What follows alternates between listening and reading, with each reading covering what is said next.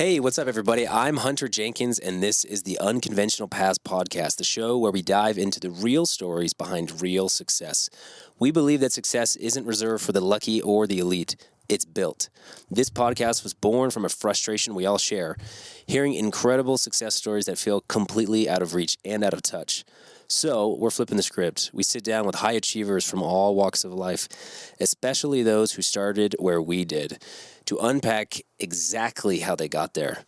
Each episode features raw, real conversations with high performers who started where most of us do, full of ambition but unsure of the next step. We explore their journey, the habits they built, the decisions that mattered, and the setbacks that shaped them. Because success isn't a mystery, it is a process. And we want you to see for yourself.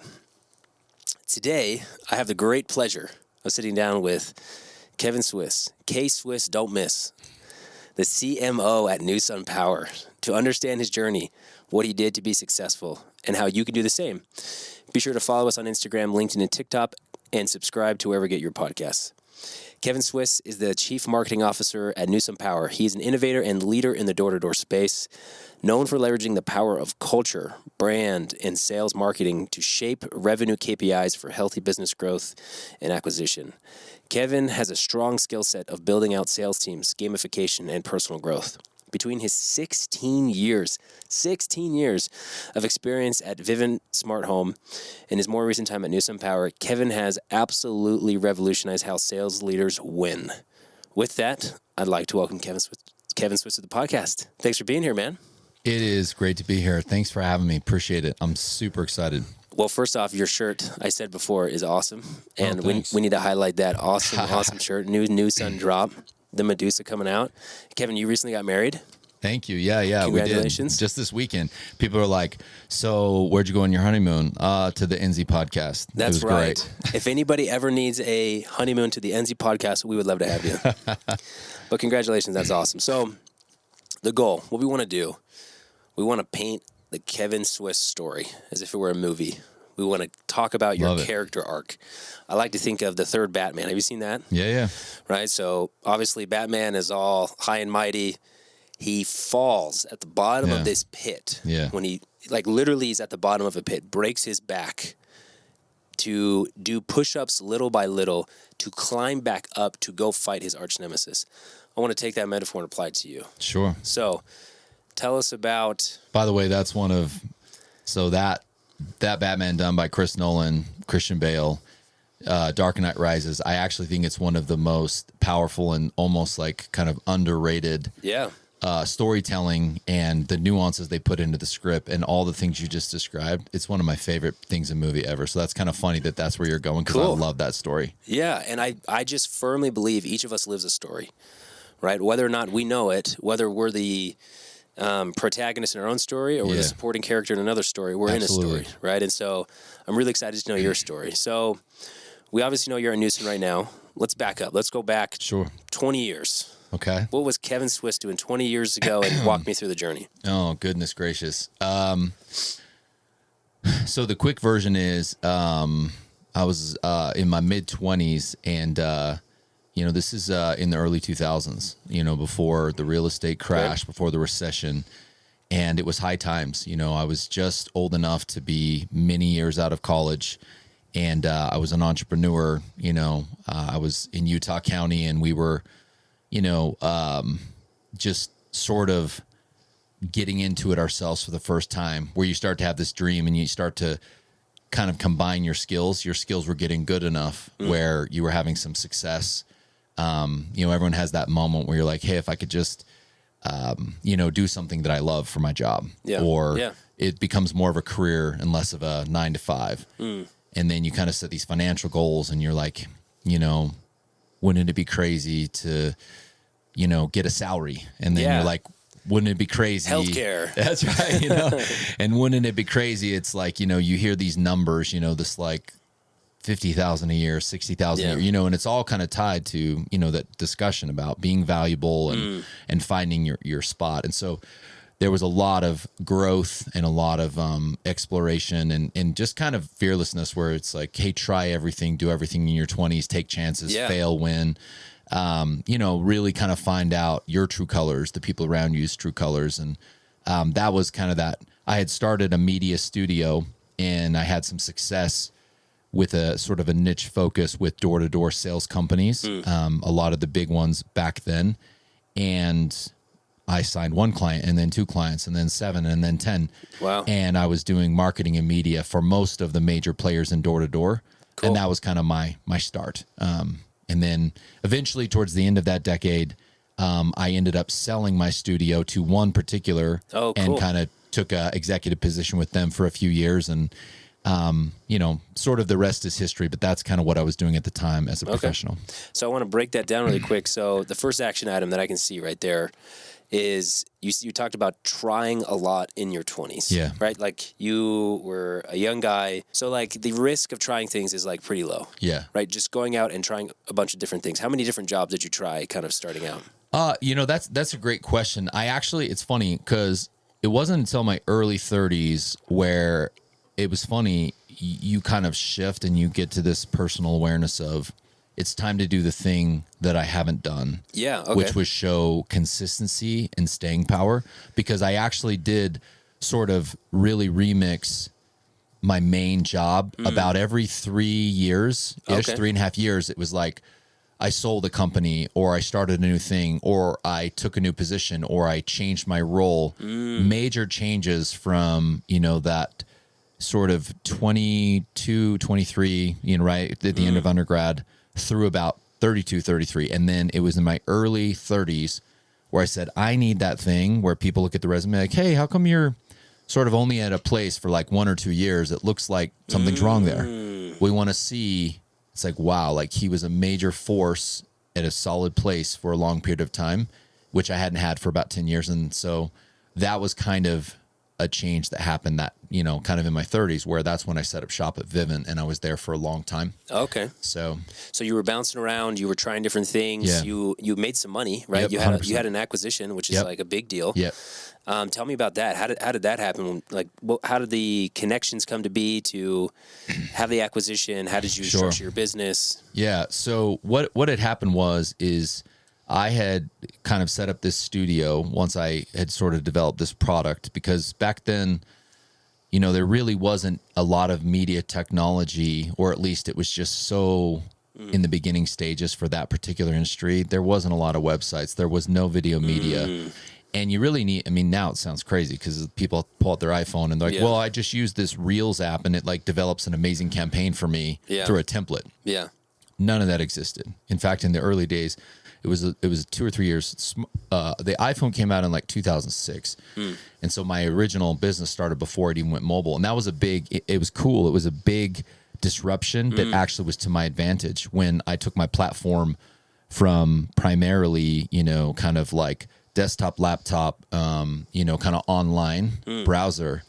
And then when, sort of that Internet of Things came in and kind of Web 2 with social media and iPhones, it just sped everything up. So everything we were doing had this ability to reach that sales rep on the street differently than it had. What happened was I had, a decent client base, and one of the companies I was working with, they were kind of the type where we had a lot of trust, and they were like, I really like these guys. Like, you get to know them well. You're like, we were playing Halo outside of work, till 4 a.m. and just kind of good buddies. Again, when you're starting out, you don't have a lot of personal life responsibilities. You're just having a great time. It's crazy. I remember I had a plasma on my wall at my office, and now you can get it for like $100 at Walmart. Yeah. And my friends from college and home, they're like, I can't believe you have a plasma TV. And we used to literally play video games when we had lunch in between, and then we go back and do our media stuff. Anyway, long story short, one day the guy I was closest with, he came, he's like, hey, have you ever thought about going exclusive? And I was like, I don't know exactly what you mean. And they had an idea, an angle for them, because my product and my company was doing marketing for everyone that mattered. And so they were like, what if we could take all that off the table and almost kind of set back everyone? So they'd have to, and we made fun of it. Actually, we were like, they're going to have to call up their brother-in-law that has a wedding video company. Hey, would you come in? And we used to have this great marketing, and now Swiss sold his shop and only works with the one company. And I just kind of laughed and I said, hey, there's no way it will it would be mutually beneficial. Yeah. I couldn't see a win-win. I'm like, I doubt you're going to pay what I'm getting from all the clients. Yeah. But also it's like, you know, for them, it wouldn't be worth it. For me, it wouldn't be worth it to give it up. But, you know, they were pretty persistent. And then they, you know, they came in, I had a number in my head, you know, and an opportunity. It's like, hey, I want an acquisition hit, and then I want a position as an executive. And believe it or not, we sat down and their proposal was more than like kind of my number. And I was like, this is meant to be. So you obviously didn't say your number. You held on to it, which is a good negotiating tactic. Sure. Right. Let the other person lead the dance a little bit. So have you always been entrepreneurial in terms of wanting to start a business? Did you see somebody who gave you an example as to how to do that? Or like, were you born to do it? Yeah. You know, I would just say this. I am more of an innovator who is an amazing partner to the entrepreneur. Oh, okay. And so that was kind of like a lucky strike because it happened to be in the field that I just had, you know, I'll use an adjective. I just had ferocious natural talent with media creativity. And it was just this, I mean, it was the Wild West. There was nothing. Yeah. So I kind of came in and I got to be like kind of the Wizard of Oz, you know, just kind of make it happen.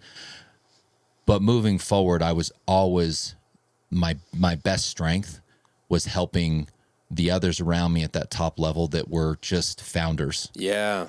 They bring me in and it's like, hey, can you make this and this and this happen? And so I'm a great counselor. I'm a great partner. Yeah. I would say entrepreneurial across the board. I'm the guy that the founders are like, if we could get Kevin on our team, look what it could do for us. Yeah. Versus coming up with necessarily the idea. Does that make sense? That's a really important distinction because I feel like it's hard to go on Instagram and YouTube and feel like you have to go do everything to start a business. I'll always remember the advice from my grandpa, who's been a tech entrepreneur for decades, right? Who had sons who did the same thing and had grandsons who did the same thing. Yeah. But he talks about there's different personalities, and I think he listed like 4. I can't remember the exact labeling, but some people are really good at being a manager. Yeah. Some people are really good at being an engineer. Yes. Some people are really good at being innovators, and some people are really good at being marketers. Yes. And understanding that you're not all of them is actually a really good thing. Yes. And then being humble enough and self-aware enough to say, yeah, I might not be Steve Jobs, but I can go operate like crazy. Yeah. I can take the idea and I can scale it. And so that's a really valuable like anecdote right there. Yeah. Like, you know where you fit nicely and you know how to complement other skill sets. The same thing I've been on a team. Yeah. And obviously, and I try to tell this to young people, I try to tell this to my kids, I try to tell this to anyone who will listen to me, is that we have this interesting thing where, I don't know, people feel like it's not that we have all the answers, but people feel this need to be able to explain everything. It's like, well, this is exactly what's going on here. And I would just say, 20, 25 years as a professional, I've learned it over time. Like the answer I gave you is just because I just have a lot of experience, with myself over time, starting to really settle into look, like you said, here are your boundaries, here are your limits. But I didn't know that early on. You know what I mean? You're still learning. It's like, well, what am I good at? And suddenly you have a company and it was dope because it's like, hey, I'm successful, but you don't actually even know what that means. And you know what I mean? And over time, you start to realize what brings out my best ability is being given a ton of autonomy in the right system with leaders that kind of all the respect and trust is the right reason. Not just like, oh, they have great character. It's like, no, they have great character, but that is the guy that you give the ball to take over the game. Yeah. I want to follow them. Yeah. Do you know what I'm saying? And so you bring me in from the side and it's kind of this thing. It's like, hey, Kevin he's deadly, but probably not to be that founder guy, but to be on the team where it's kind of like I can go in on kind of like purpose and assignment and give me room again to kind of stir that cauldron, create the promotion, create the interest, create, kind of like the messaging. I see a lot of guys where they're like, from a marketer, you said marketing standpoint, it is all about storytelling. And I would say that's one of my maybe superpowers is, like you said, movies. I love stories. I love to tell them and doing them in a way that just hits. That's not like, hey, that's corny or hey, that just got confusing, but finding the right creative for the right messaging. Yeah. I mean, that lights my soul on fire. And, you know, when, like they say, it's like when you're good at something, it's valuable and you're passionate about it, that's your spot. Yeah. And so, you know, over time, I've learned kind of where I fit best. Where does, so there's an interesting piece in there that I'd love to drill into and understand. Passion. I feel like passion is such an interesting idea when it comes to picking a career and trying to get good at something. Sometimes when I sit and look at the ocean and think deeply about passion, sometimes I wonder, like, could it lead people astray? Mm-hmm. Like, maybe my passion is to be a TikTok influencer. Sure. Because I want to be famous. Yeah. Like, where does passion play the role in career, in your opinion? And what advice would you give to somebody who is, quote unquote, following their passion? Yeah, so I think that's a great question, and I actually have a very structured answer, which I think, which I love, is not just like warm fuzzies. It's very specific. So if we had the ability to put a visual up, there's a Venn diagram that I kind of just mentioned, but it has 3 basic circles that sort of meet in the middle in the sweet spot. So a Venn diagram, right? You have circles that overlap each other. Yep. One is passion. One is skill and competence. Yeah. And then the other one is it valuable? Yeah. So for example, someone might say, I'm really, really good at, you know, I don't know, like creating a certain type of art, and they are so passionate about it. But the reality is that there's not like a market that's values it. Yeah. It's a great hobby. Yeah. It's a great hobby. Yeah. Then you have someone else, like, let's say that they happen to go down the road of, we'll call it, you know, say like a law profession. Yeah. They're super good at it. It's very valuable. Yeah.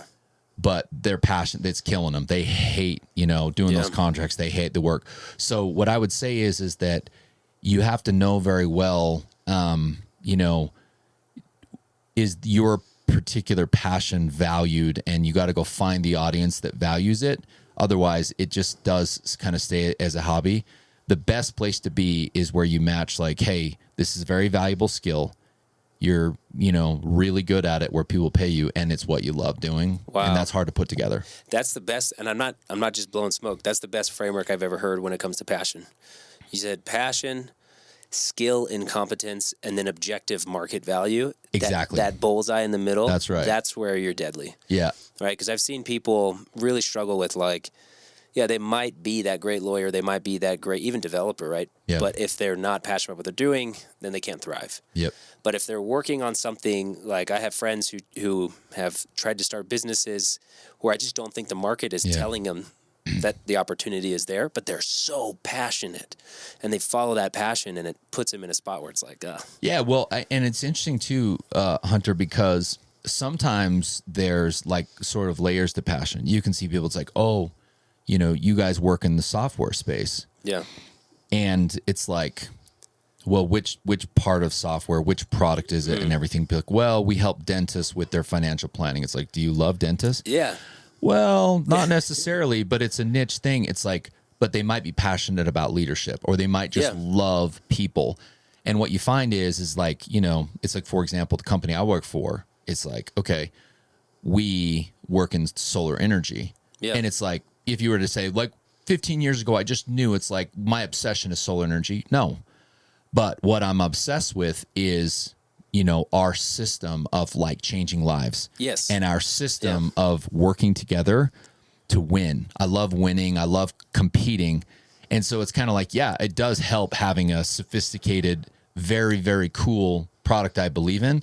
But it's not because I'm out there saying, hey, you know, we're going to save the glaciers, and that's what I'm waking up to do. Yeah. Does that make sense? So you can have a wrapped around passion, even if the product or the space isn't necessarily the thing you've dreamed of your whole life. That's a super mature perspective, because I think you come out of high school and you come out of even college, and I think the passion. Only one guy gets to be Kobe Bryant. Yeah. Hit the button. Yep. Oh, there it is. That's right. All the rest of us have to figure out something normal. Yeah, I mean, there's something mature and sad and beautiful about that at the same time, because I think people are fed on this idea of, I have to change the world. I have to change the world. I have to change the world. And it's kind of, I feel like when you get older, it's kind of silly, because it's not obvious that you know how to do anything of value. And if you can't do anything of value, how are you going to change the world? Yeah. And so and I'd be curious to bounce this idea off you. I feel really passionate about creating opportunities for my family. Yep. Like that's what I'm passionate about. If that meant the best path to that was selling Girl Scout cookies, I would go sell the crap out of Girl Scout cookies. Yeah. Right. I have so you love movies, and this is great because I actually get to use the actual movie, which I never do. I usually kind of transform the quote, make it sound like I have this bright idea, but really I'm ripping it off the Italian Job. Perfect movie. Yeah. So believe it or not, in the Italian Job, they pull off this amazing job, and they're toasting their champagne. Anyway, there's kind of this mentor, and he's talking to kind of his prodigy, and he just says, "Hey, listen." He's like, and these guys are thieves, like Ocean's 11, where you find yourself cheering for the bad guys. It's like, are we really cheering for the guys that are criminals? But he says to him, he's like, some people steal to enhance their lives, and some people steal to define them. It's like, don't be the latter. Ooh. And so when you say you do it for your family, it's kind of like, I'm the same. And I tell this to people, and my guys at Nusun, they know this, and anyone knows me. It's like, listen, I'm very, very passionate about showing up and winning. And I love to try to be the number one in my space. But at a certain point, you put it down and you go live your life. And if your job and your career suddenly becomes, it's like, hey, if you pull out that center of gravity, I don't know who I am.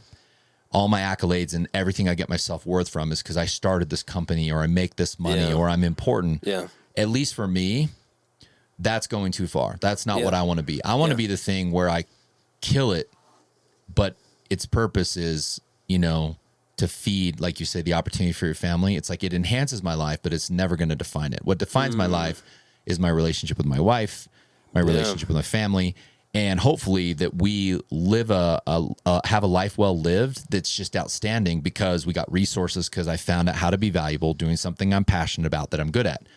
But at a certain point, you put it down and you go live. That's my take. Wow. Okay. I have like 3 thoughts kind of coming in my head at the same time. So I want to talk about winning, and I want to talk about family and relationships. Let's talk about winning first. Because you talked about, I'm passionate about winning. I would love to know what you mean by winning. Yeah. And I feel like if you know what it means to win, then you also know what it means to lose. Sure. And so maybe walk me through times you've lost, walk me through times you've won, what's differentiated those two, and, what advice you can give. Sure. So, kind of to make it fun, it's been a long time since this, but it's kind of like, I really do actually think that there is some winning and losing, but if you're putting in the right effort and you're being smart about it, it should eventually translate to W's on the field, whatever space you're in. Yeah. This idea of like, we went years and years and years and we never could win. We had a losing record, and it's just like something's not actually correct there. If you put in the time and you actually put in the very best effort. So when you talk about winning, there's this kind of balance between results. Yeah. And you got to know, like, let's say, like in my case, I've been with Nusun Power now for almost a year and a half. It's been about 15, 16 months. And people will say this, but I mean, I can't remember a Sunday where I didn't have to put in anywhere from 5 to 10 hours to get where we need to go, because there's a lot of systems we have to have for our goals. And we're talking, 50, 60 hour weeks is kind of a regular, which you're like, well, Kevin, where's the living in that? Where's maybe you have your priorities wrong. And it's like, no, because I recognize the moment and I'm aware of first impressions matter, and putting yourself in a position that you can be trusted is everything. Yeah. And so winning is, and I don't even want to give this a disclaimer. It's, if you go have those private victories, like, Coach Prime says, where he's like, hey, maybe you're not on the scoreboard, keep making plays. Maybe no one's recognizing you, keep making plays. It's like you make these small plays in your life and you keep doing what you need to do. It will eventually turn into championships. It will eventually turn into people are like, hey, everywhere that person goes, they win. It's like they do things that makes the other individuals that they compete with scratch their heads. Another movie, Prestige, the magicians. Like a great magician comes up with something that makes other magicians say, what the freak? How did he do that? Yeah. to me, that's winning. But that takes a lot of effort, and it takes a lot of hard work, and it takes a lot of like, you win inside, you win with your decisions, you win the day, you win the month and everything. And eventually your company is going to be number one. Okay. So a couple questions from there. Because first off, I love the movie references. Yeah. I feel like we should watch some movies together. Yes, sir. Yes, sir. So if somebody wants to win, they want to reach the end of their career and feel like they've had big wins, they got on the scoreboard. Mm-hmm.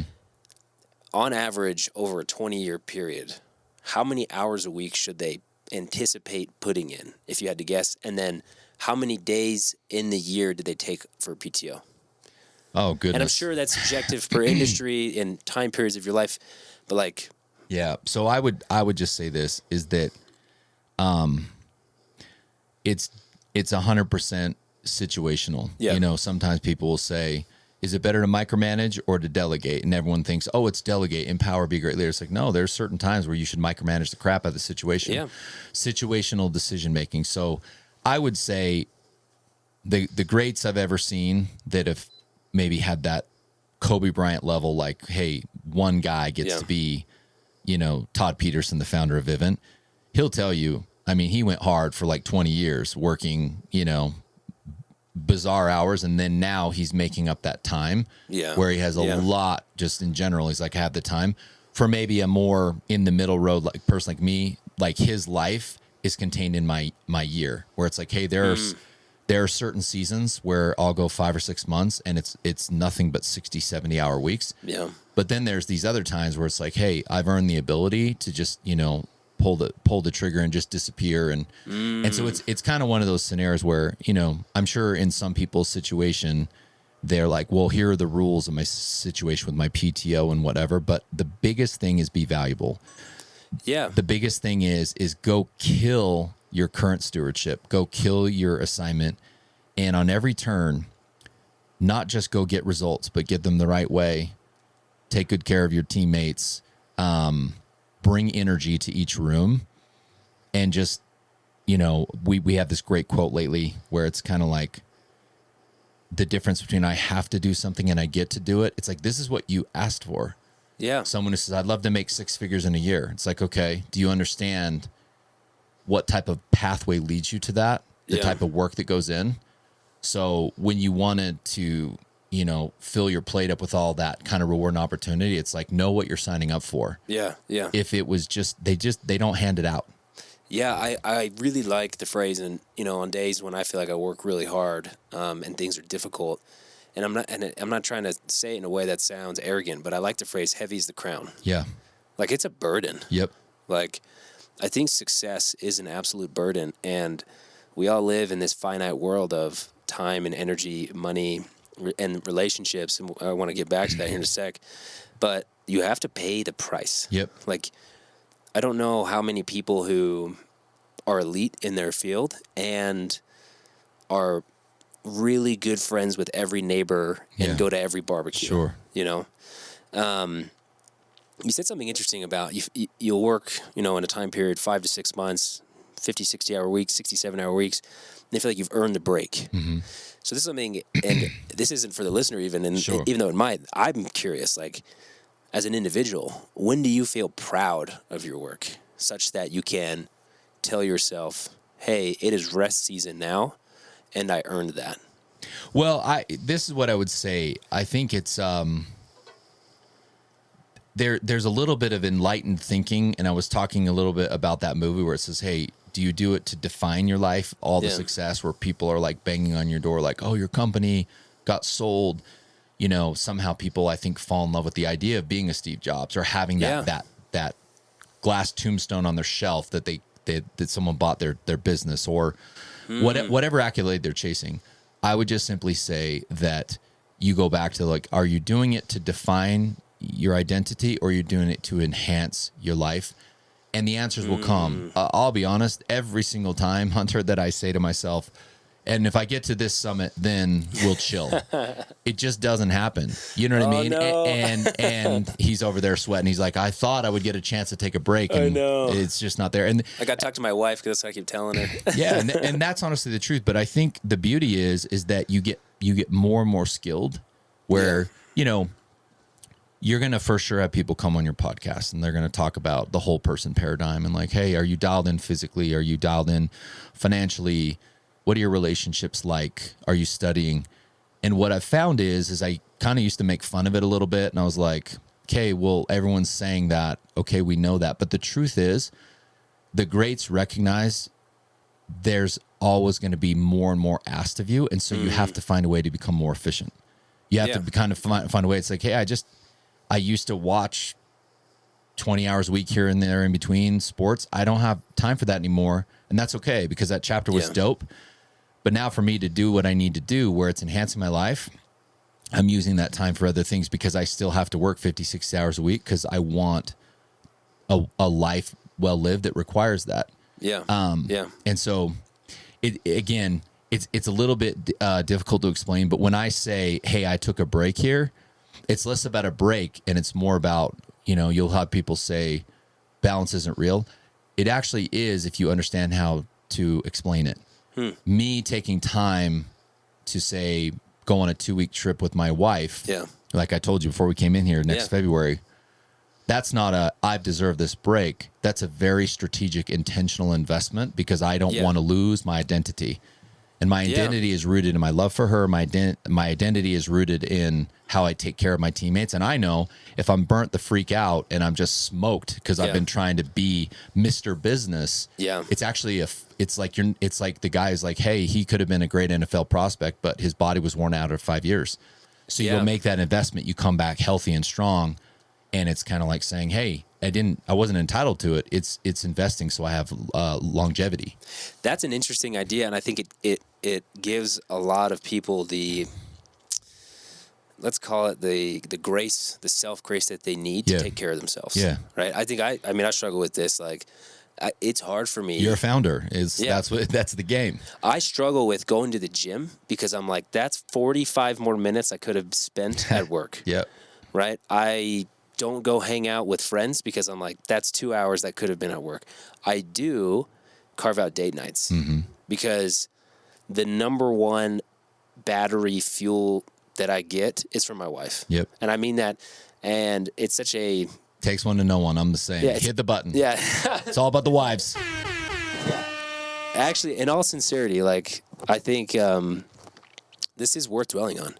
I feel like if you're going to go do something great, having a great partner, having a pillar to share it with, it gives you more strength when you're struggling, and it's also like my wife is an incredible person to come home and to the appropriate degree, like unload these burdens. Yeah, and I feel emotional talking about it, but she'll like say, I accept you no matter what. Yeah, I see what you're doing.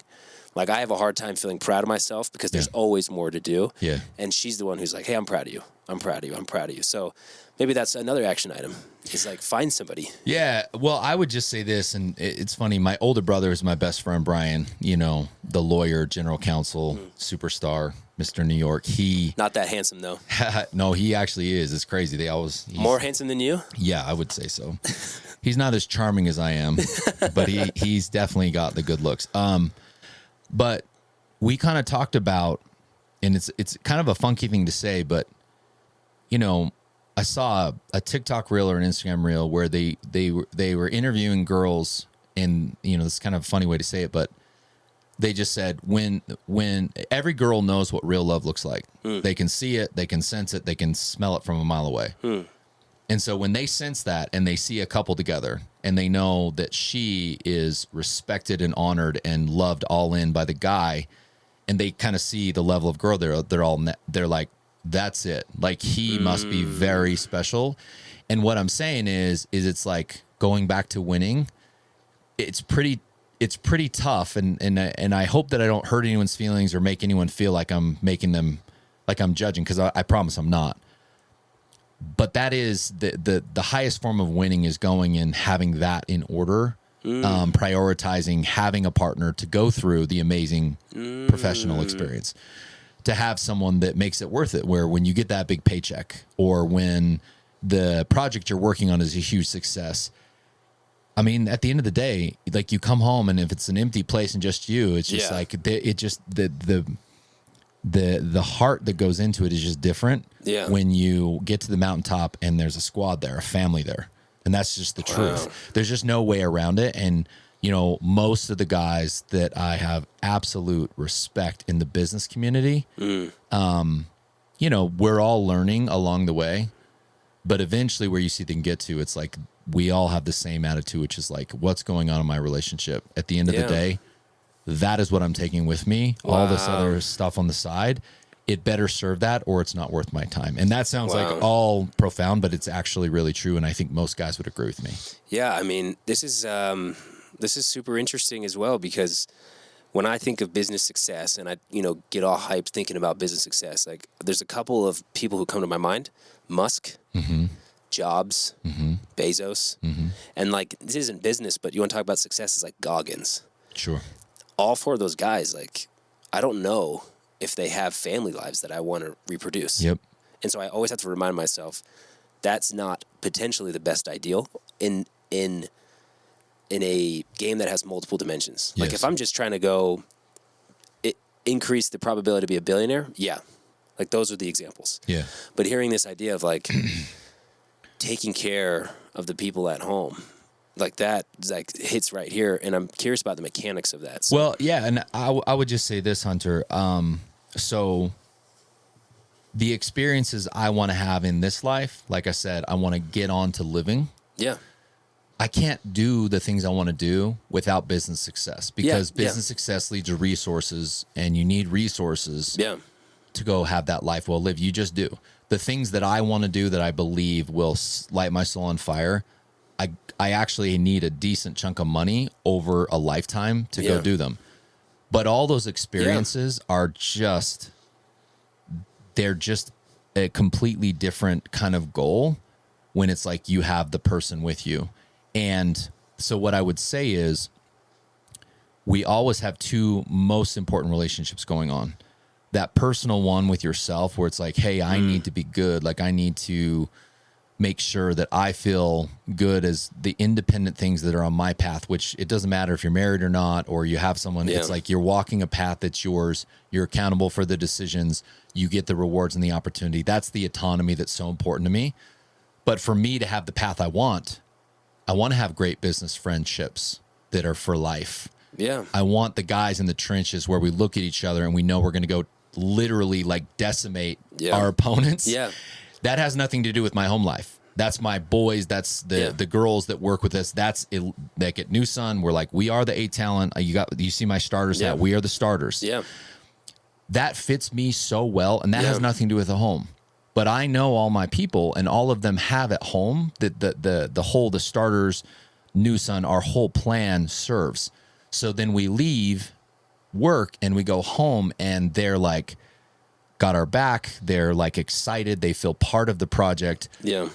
But the one doesn't ever get out of order. Yeah. It's like Nusun and the starters lights us as individuals on fire and gives us the resource so we can go live our lives with our families and our friends and the people that are personal to us. So by the time it's done, it's like, Kevin, do you feel satisfied? I was like, yeah, like I don't want anything more. There's not a chance I have that if I don't have the person I love with me and family. Yep. And if I didn't have enough winning at work to have money to go do things. Yeah, I like the idea. You said the activities that you want to do that set your soul on fire. Yes. Like to me, the vision in my mind, and I'm sure it's different for each person, but I think visualizing and articulating and even writing it down is useful, is I want a boat in Lake Powell. There you go. See, there it is. I want to take, and I want so badly. I want to take. So you can be by yourself driving around? No, and it's not with like hot girls. It's like and there's strategy behind this. I think I'm going to have to compete for my kids' attention. Mm-hmm. Like social media is everywhere. Sure. And it's like, there's no cell service in Lake Powell. Right. And I know that, and it's really fun. So I want to go live in Lake Powell for a month. Yeah.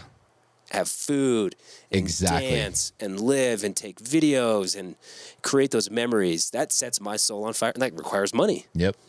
That part in the Venn diagram that says objective value in the marketplace. Yeah. If whatever it is you do doesn't have that section, you're going to have a hard time getting that boat and then Yeah. going and having, again, a life well lived with the people you care the most about. And this is where, this is a matter of preference, and maybe some people's, what sets their soul on fire is different. Yeah. So like another anecdote, me and my older brother took some of our kids camping. Yeah. We went up to the UNS for one night and did nothing. We just sat by a I was raised fire. in the UNS. So fun. Yes. And my niece, who's 8, I heard her say to my brother, like the day after, she was like, Dad, that was the best day of my life. Yeah. And that cost nothing. Yep. Right? So I think you can retrofit what you want to achieve based off what sets your soul on fire with what work brings, right? Yeah. So get ready to hit the button. I'm going to say here we it. go. So does what you do, does it define your life or does it enhance your life? Does what you do define your life or does it enhance your life? Oh, man. I'm curious. My mind, so I agree with the philosophy 100%. My mind goes into some mechanics and then asking kind of some mechanical questions. So Sure. this thing that we all have Yeah. that seems to suck us in, Sure. how do you use this? Do you set guardrails? Do you not answer it at certain times? Are you on the clock during certain months of the year? Like maybe give some advice on this, different apps you use or don't use. Yeah. Well, I'm sure my wife will listen to this and she's just going to laugh her head off because I'm the wrong person to ask as far as like, oh, Kevin is this example of, how to manage his time with his phone, because at a new place, I have a very micromanaging hand in our brand and our storytelling. And I'm personally on a daily basis, carefully, meticulously overseeing what we post, what stories we tell, because we're kind of coming from nothing and we've had unbelievable analytics. Like people know who Nusun is. Yep.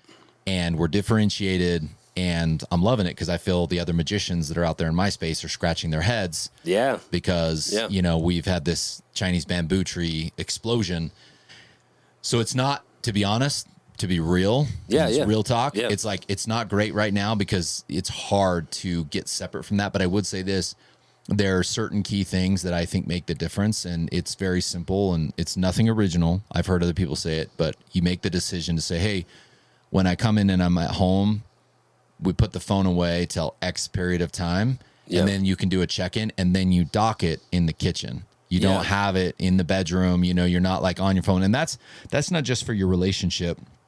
There's all this study on like good sleep and all that, where it's like, if you're staring at your phone right before you go in, come out, your sleep isn't as good. And so it's a bit about routine, but that's an area of opportunity gap I need to continue to close. But the things, like I said, that I feel have made probably the biggest difference is that plug it in some other area of the house. And then suddenly you're just like, hey, it was nice to talk, watch the show we're doing, hang out, play games, and not be like, hey, it's just kind of always there when you don't realize you're getting on it. Yeah. I mean, I also feel like I have a long ways to go in terms of mastering this device. Yeah. I really like the idea from Cal Newport. He's a computer scientist who wrote a book called Digital Minimalism. Yeah. But talks about we're connected to the hyperactive hive mind. Yeah. So, you rewind the clocks back 20 years when we had email. Yeah. And the work was slower because I didn't expect you to respond to an email instantly. Sure. Then you create Slack and iMessage, and everybody's connected to everyone's brains quicker. Yeah. And so everyone's feeling more and more anxious.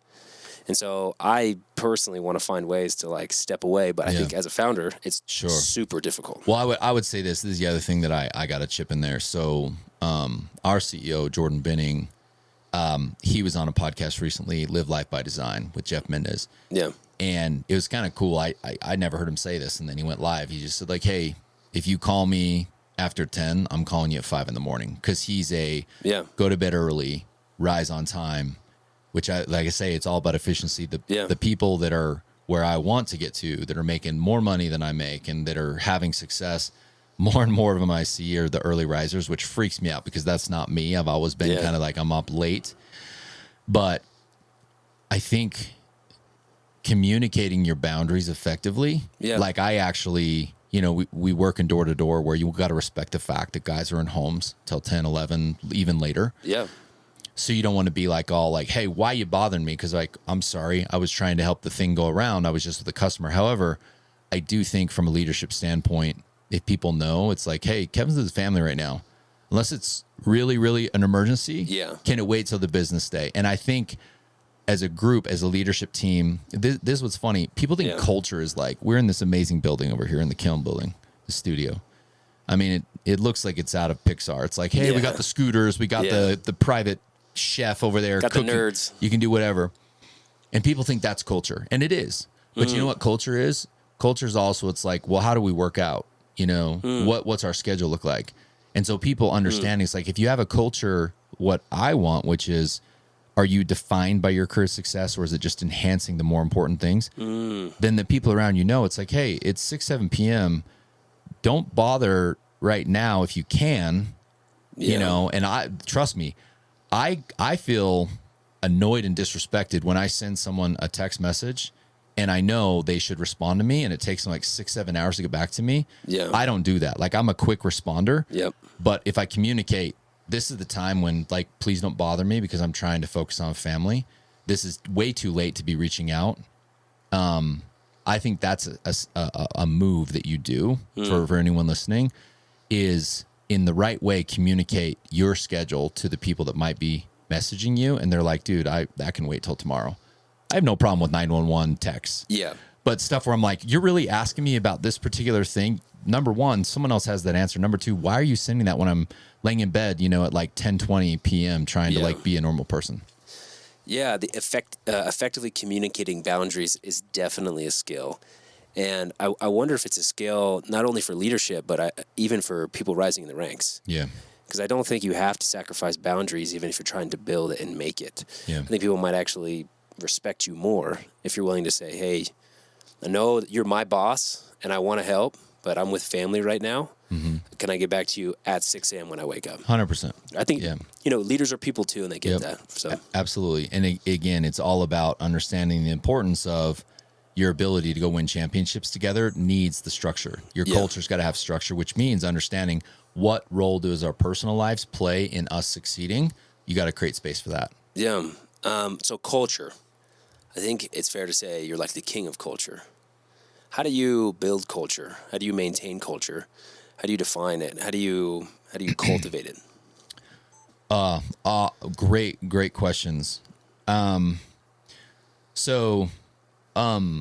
would say that if you really understand, you know, the business you're in, like, okay, well, what is our go-to-market, and like, how do we keep score, whether we're succeeding? And you kind of sort of unwind, unpack, and really get in, you know, a room, whether for real or metaphorically, and develop your strategy. Once you kind of have, this is what we need to do to be successful with cash, EBITDA, you know, overall revenue, attrition, whatever your industry you're in. Where do you get money, basically? Where's your value in the marketplace? From there, you say, what parts of the idea of like culture can help reinforce and give us very, very strong influence on all of those levers. Because you can have a bunch of scooters around the office and have a cool view and run great events. And then it's like, but we like are failing on all of our economics. It's like, there's a disconnect. So I think cultivating great culture is for sure knowing, well, why do we exist? And then once you say, why do we exist? It's like, okay, and who do we need on the bus for that existence to be relevant and to succeed? And then the answers will kind of naturally come. What I laugh about is kind of when people are like, they seem like they don't know exactly why they exist, or they have a bus full of people that is completely disconnected to the existence. And it's like, you're going to have toxic culture, you're going to have confusion. And so once you kind of line up, here's our purpose, here should be the hell off the bus, here's who we got to get on the bus. And then you get in that bus and you're like, dude, this is going to be fun. Right on. So I like the idea of like establishing like your mission statement, having everybody know that. You talk about knowing your why. And talking about knowing your metrics. I think knowing your metrics is so important, right? Because people, they have a finite amount of time and energy and focus. And if they're not putting it towards the right aimed metrics, then the organization fails. So how do you guys do that at Nusun? So we have a world-class, financial leadership team. Corey Pulsfer is our CFO. And Corey's awesome. Yeah, he's amazing. Sherry Prim, you know, who's kind of his number one kind of exec and our controller. Their preparation is outstanding. And when Jordan did a great job, he's got partners, you know, our partners with Safe Streets and Google and ADT. They kind of said, hey, if we're going to go do this, you know, solar energy venture, you know, kind of based on, you know, our greatest asset, which is Jordan's, you know, 1,000 high talent salespeople, we got to get organized. And so being able to understand what's going on under the hood, you know, with the financial side and the economic side, and starting to keep score on, here are the areas where we need to invest. Here's the areas where we need to like plug leaks that are in the dam. Here's where we need to do those things. So every week, and this is amazing, a lot of teams will meet like once a month. We have a specific financial meeting every Wednesday morning. And that's great advice. The ELT's in there, and we go through, you know, kind of different key big cost centers like mine. You know, marketing's one of them, where we review kind of all the things, you know, kind of on the monthly and the annual, and then others, and then we do company-wide and we do cash. And the whole concept is just kind of that whole, listen, if you want certain results at the gym, you better be doing the right circuits. Yeah. You better have the right trainer giving you the right program. If you're trying to focus on arms, if you're trying to focus on certain types of performance, you can go in and sweat your butt off at the gym and it won't do anything for the particular sport you're in. And so, you know, you got to have good leadership who's very competent, and then you have to have a great financial routine, and everyone has to be committed. And they have to, like, again, they have to belong in the room and have a clue what's going on, and be able to go execute their particular role financially and stay within the budget, and then understand, you know, as you have growth and as you kind of start succeeding, which is really interesting, because I think a lot of things are going super well at Nusun right now, especially compared to our sector, where, you know, I think there's a lot of, I would say, misplaced, almost like, people love, it's like, oh, we know we're going to win because the team just, their star player went down. You know, Steph went down with a hamstring injury, and then Minnesota's like, we're awesome. And then they go to OKC and they got a wake up call. It's like, you guys didn't even deserve to make it the Western Conference Finals. You thought you were great just because a great one got injured. That's not how we play. We want to go head to head with anyone, anytime, anywhere at their best. And that's our measuring stick. And so for us to do that, everyone in that room financially, including our amazing sales leadership, they know as well. It's like, hey, if you are allowing bad business that is going to hurt your downline and hurt the company, like, that's your responsibility. So then they start talking to their closers differently. And it's just like, hey, if you're a bad actor, you know, welcome to the demotion or get out. And so suddenly everyone is on board with financial sophistication and understanding all the levers and, you know, dials of the business, and it changes. And again, I want to go back to this. This is culture, right? The stage, the trophies, the food in the cafe, that's cool. But this type of stuff is the most important parts of culture, because it drives the strategy. It even top to bottom. You have your executive leadership team, ELT, right? You know your metrics. Right. You know what economic targets you need to hit. You meet Wednesday, you talk about it. You can disseminate the appropriate parts of that down to every single person, even down to like, how many doors did you knock? You want to talk about guardrails? Do you know our pay scales are specifically designed to give our competitions and our gamification the guardrails that they need, so that people don't accidentally get too freaking hyped up and jacked up on going and winning, and then end up sacrificing their own outcome at the end of the year or hurting the business. So it's like, hey, if bad business takes place and you trigger certain kind of attrition covenants, then you will be dinged. You'll be fined. You'll lose. And they're like, oh, crap. As soon as you start hitting someone's wallet, they get real smart real quick. And suddenly there are people, it's like, hey, all my people that are on my boat, I'm the captain. You will not do this when you're at the point of sale. And then suddenly everyone's on board. I think so. So obviously Nusun is an NZ customer. And I've seen you guys, I work with you guys. You are so sophisticated with the guardrails. I love that quote. CJ Adamson, baby. Like CJ, shout out to CJ. He, first off, he's jacked and he's a handsome dude.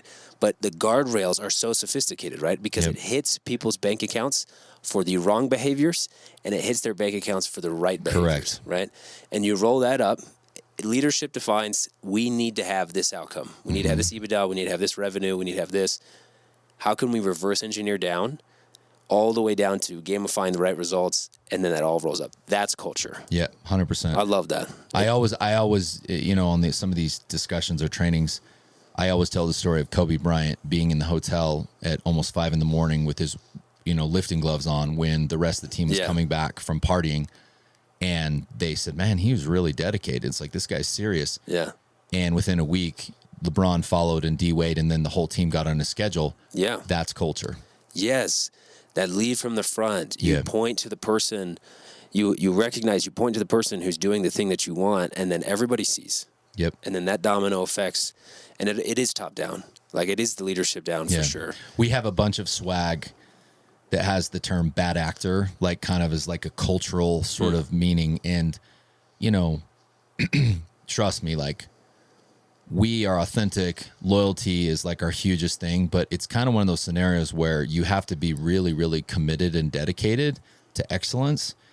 And sometimes, you hear about great head coaches. They're like, hey, I came in and did these psycho workouts for 2 months, and like a third of the team said, we don't want to be part of this. And it's like, okay, good. Great. The bad actors can bounce.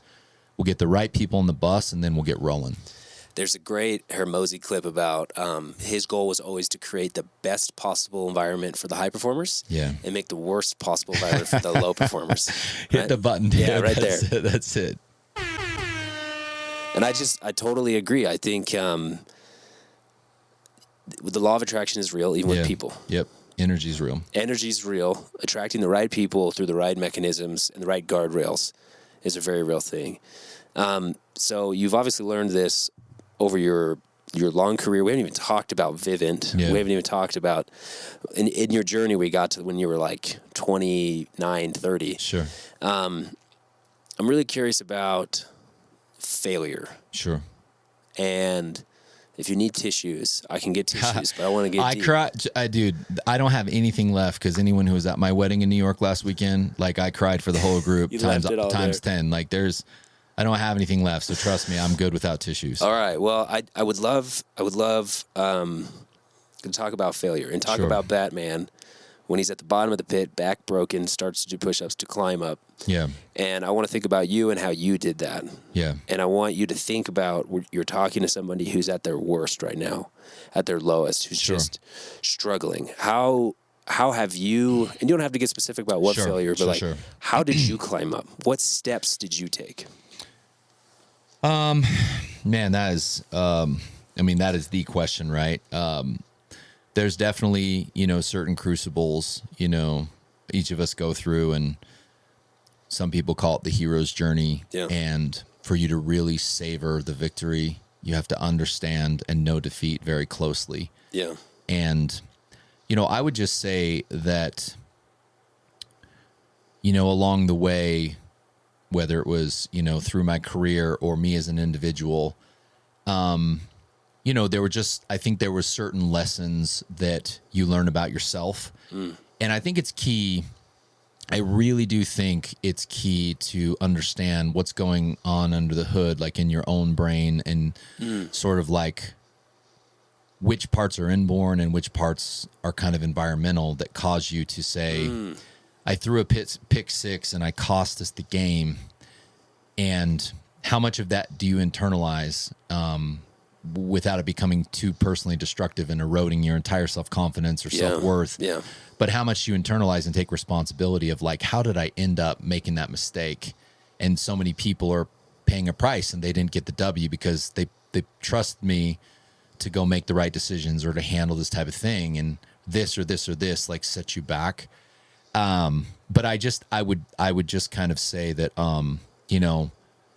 there really is, this aspect of, I think if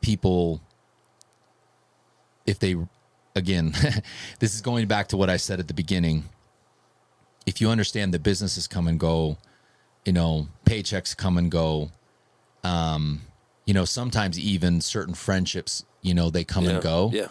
And you have to understand that, what really matters in the end is, are you getting a little bit better each day? One foot in front of the other, step by step. Yeah. Kobe said this the best, the storm eventually ends. It just does. Just like when you're on top and you have the sun shining on you and everyone's like, he's a genius, that also doesn't last. Yeah. There are seasons where certain things come to a close and you have to be able to like continue to move forward and not just be stuck in like Uncle Rico. This was like my greatest thing. Yeah. The game is progression. The game is progression. The game is progression. And so you can't really progress without like kind of, one quote I love is it's like, if we can win championships in front of everyone, then we can miss the playoffs in front of everyone. Yeah. Yeah. And so when you talk about failure, it's understanding its purpose and its role in your whole life, and understanding that it's, like I said, it's not about being able to explain everything. Well, this is what it means. Yeah. But it's more of an attitude and an idea that says, okay, did I progress some? Yeah. Was I able to respond? I might have some scars. I might have some dings. I might have some bumps, some bruises, but I responded. And then suddenly you look in the mirror and you look at your life and you're just kind of like, man, I wouldn't change much. I'm so grateful for the raw moments, the chaos, because it makes it epic. And for me, at least, that's a kind of a big thing. It is the reason why the story is interesting. Exactly. Right? Like, if you watch, the reason, like, little kids' stories that don't have any meaning aren't interesting, because, like, there was no down, there was no raw emotion, right? Yeah. I think it's an interesting idea when you're talking about not letting your self-confidence get eroded and going with the moment. Yeah. I think a lot of people right now feel that. They feel there's something happening in the market, in the world, in the industry, that things are changing and it's scaring them. Yeah. And the storm will end. Yeah. The sunshine will come out. Just because there was a cloud that covers the sun doesn't mean it doesn't exist anymore. Yeah. Right? So, not to just be only in general terms, like I will actually kind of address what you sort of brought up. Like, we haven't talked about like my career at Vivint. It's like, my career at Vivint was absolutely beautiful, and for all the good reasons.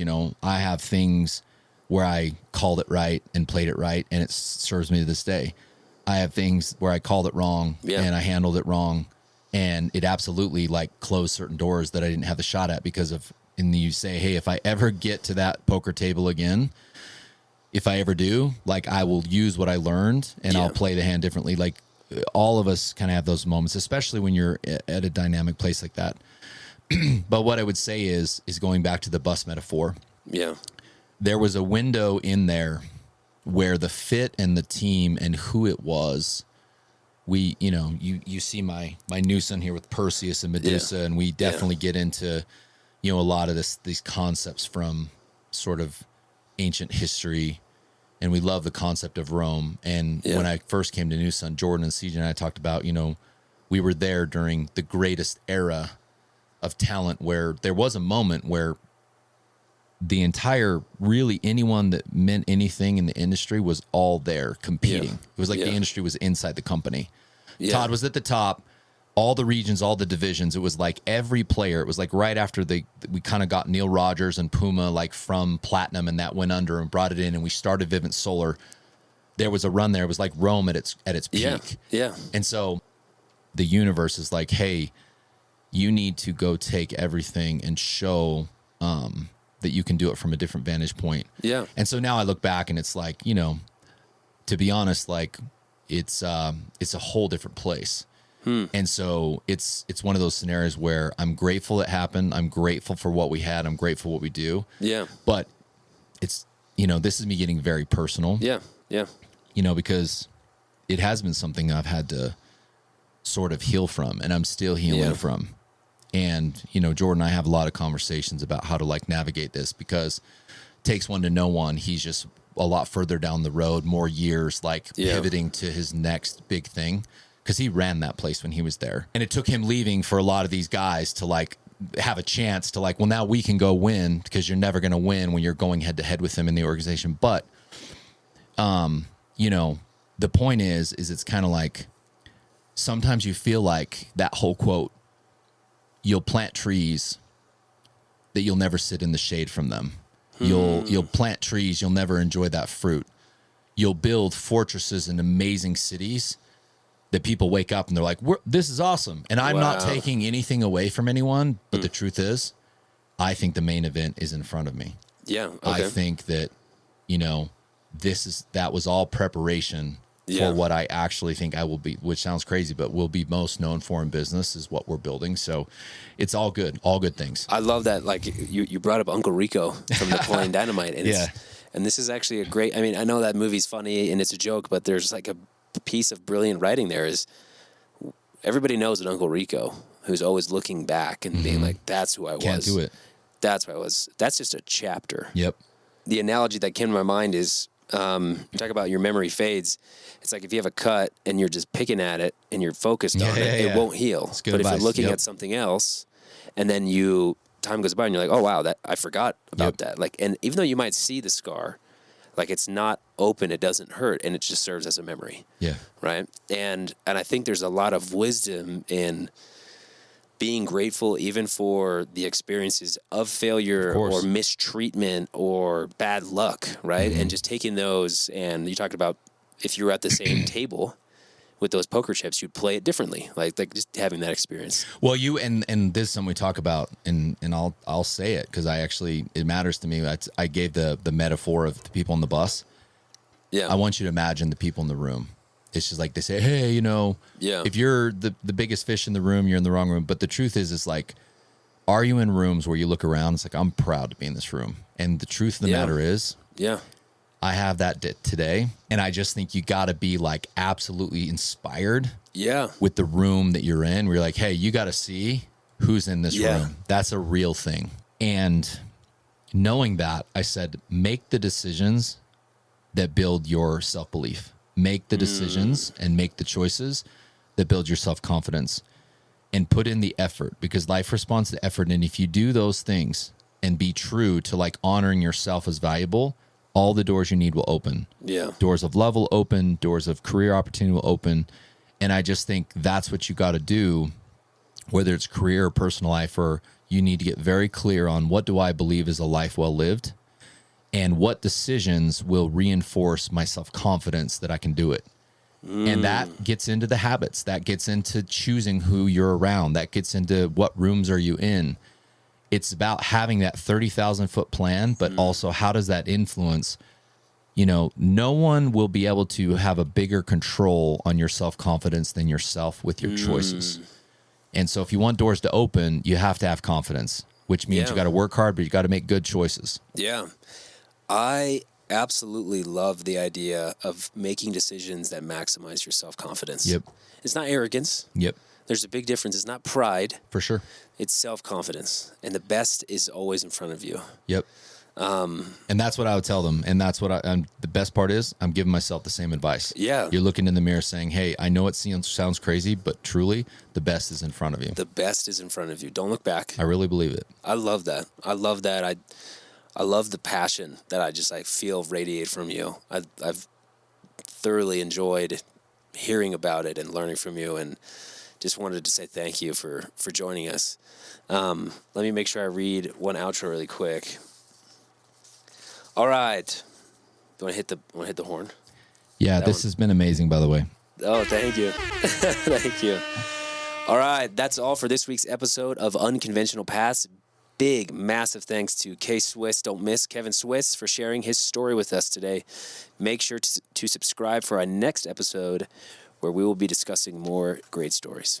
Thank you, Kevin. No problem. This is awesome. Thank you. Thank you.